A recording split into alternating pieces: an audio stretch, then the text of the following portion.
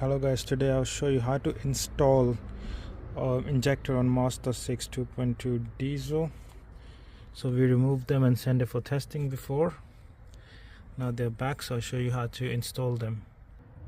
So you take your injector and you put this cover, make small hole outside, and you put that in and just push it in like that and push it all the way in, and that's it.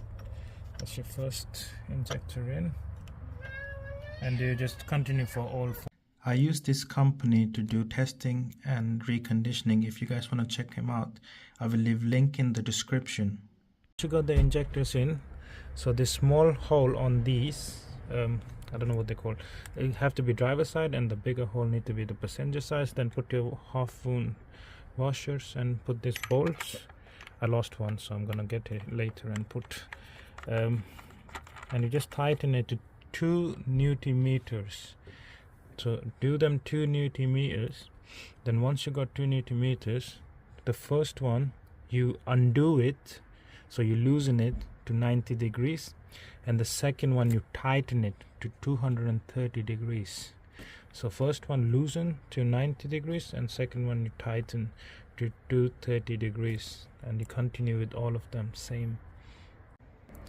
And then just put these top ones, 1 2 3 4 5 bolts. They're 14 mil. Just put the pipe, like repeat, just put it back again and tighten them, and put this clip back. Don't forget to put this clip back that we took off before.